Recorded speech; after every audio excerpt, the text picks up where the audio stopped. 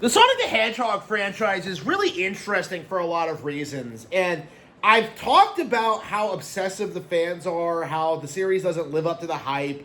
I've talked extensively about how this is like kind of a brand. Well, no, it is a brand that was propped up specifically to destroy Nintendo.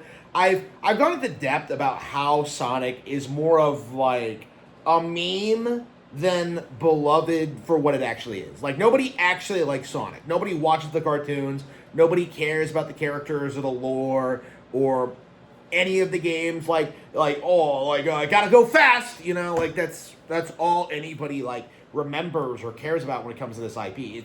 It's only remembered for being an anti-Nintendo brand, and the fans seem to have this weird like inability to accept this fact. They seem to think that like Sonic can exist in a vacuum and that it can stay relevant without that aspect of it. But again, this is the primary thing that people talk about when it comes to the franchise. Even today, is the alleged rivalry with Super Mario. Even though that Sonic was pretty handedly outperformed by Mario at its peak, Sonic very quickly faded into irrelevancy and is only now remembered by millennial man-children from the 90s, okay? Like, this is one of the worst things that ever happened in gaming, okay? Sonic was basically the precursor to PlayStation and the era of, like, the cinematic games, where it's more interested in style over substance, essentially.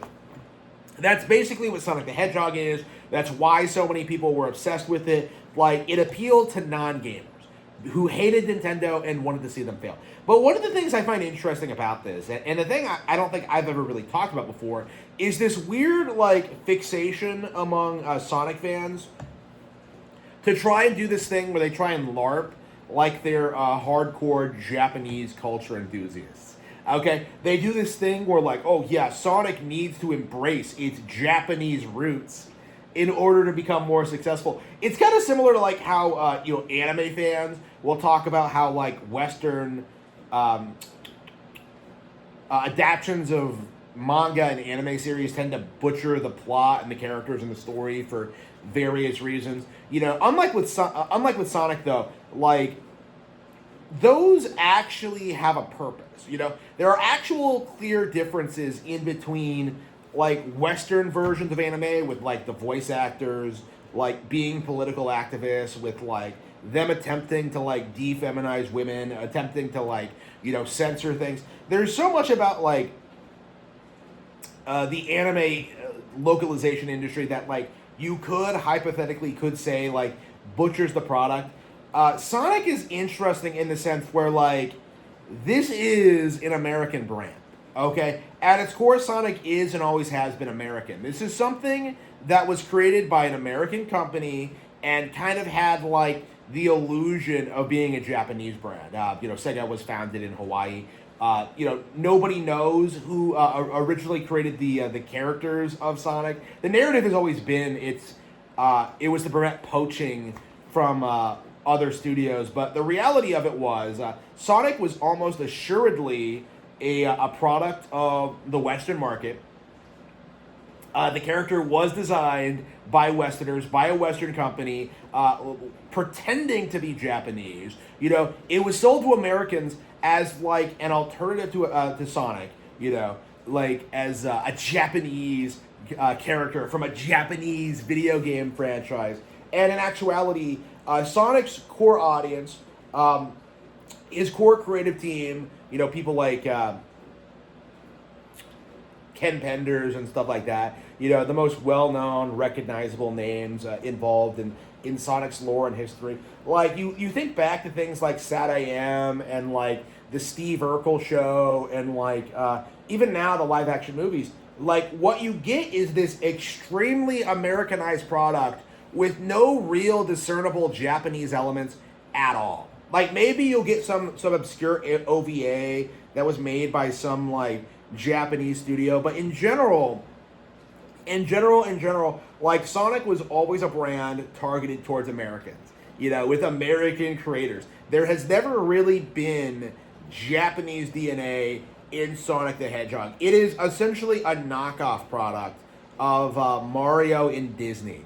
You know, like, again, Sonic just isn't really the kind of character that would, like, ever come out of Japan or would be popular in Japan. And even now, people have begun to notice this, that, like, Sonic is not recognizable among Japanese people outside of Smash.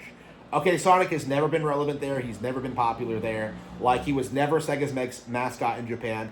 And that kind of, like, is something that I think a lot of people need to understand about him, is that Sonic is exclusively an American phenomenon that was introduced to try and present this idea that this American video game console could defeat Nintendo, the Japanese one. You know, that's the only reason Sonic was ever popular, was this idea that like, oh yeah, blast processing, oh, it's so much faster than anything on Super Nintendo. It's not based on anything real, you know, blast processing is not a thing, but also Sonic is not a Japanese brand. Again, like, they did this purely for business reasons. They did this purely to create the illusion that they were a competing brand with Nintendo that was just as relevant as them, that was just as popular as them, that had just as many good iconic franchises as them. Name a single Genesis property other than Sonic that is still relevant today. Okay, not a single one exists. Like, everything that everybody remembers from the Genesis era are just ports of arcade games or games that had, like, better versions on Super Nintendo anyway. Like, again, there are just dozens and dozens and dozens of examples of this. Like, of how just the Sega Genesis was just this epic failure of insane proportions, you know. The PS5 of its time, essentially. Something that was all hype and no actual substance. I find it very interesting how the Sonic community still believes that the character will ever make a comeback. That anybody will ever care about Sonic, the lore, about, like, the comics or any of this stuff. Like, Sonic is, and always has been, just a knockoff character. And we do kind of have to acknowledge that. We do have to leave this character behind in the 90s where he belongs.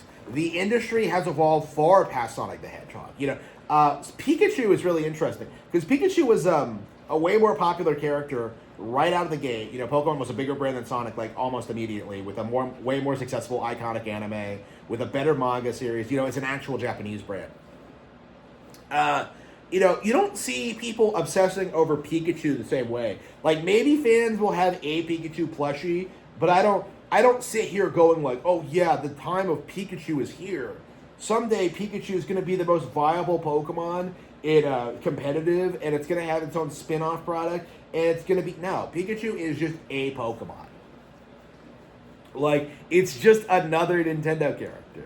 You know, there are so many that I like that even though I love Pikachu and I love Pokemon, like, you know, I don't necessarily do this thing that Sonic fans do, where they're just like, no, just you wait, we're going to make a comeback. Like, no, you're not.